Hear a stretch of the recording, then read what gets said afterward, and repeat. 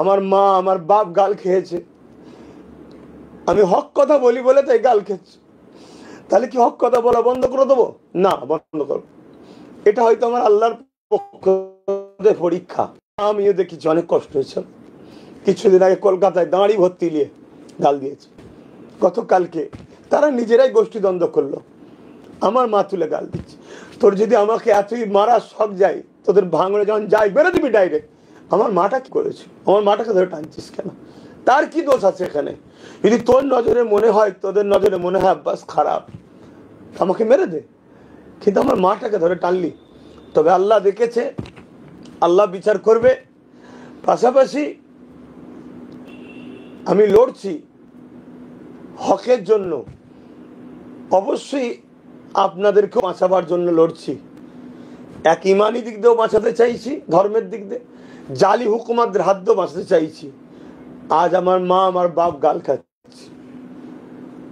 গণতান্ত্রিককে সামনে রেখে, সংবিধানকে সামনে রেখে প্রতিটা গ্রামের মানুষ ভালোবাসার বা যাদের জন্য কথা বলে, যারা মনে করেন আব্বাস সিদ্দিকী কথা বলে, কি করেন আপনারা এটাও আমার দেখার একটু দরকার। তবে সংবিধান বিরোধী, গণতন্ত্র বিরোধী কোনো কর্মকাণ্ডকে ইসলাম মানে দেশে বাস করব সে দেশ বিরোধী বা দেশের সংবিধান বিরোধী কোনো কর্মকাণ্ডের দিকে যাবেন, এটা ইসলামও অ্যাকসেপ্ট করে না, আমিও পছন্দ করি না।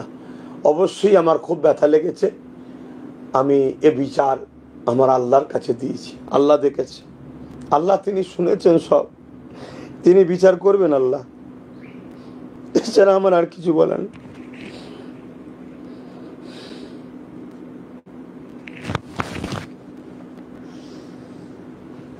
আনিস খানের তৈরি স্টুডেন্ট ফ্রন্টের ছেলেরা আগামীকাল আলিয়া বিশ্ববিদ্যালয় রেজিস্ট্রারের সামনে তৃণমূলের ছাত্র পরিষদের ছেলেদের দ্বারা আক্রান্ত, কি বলবেন?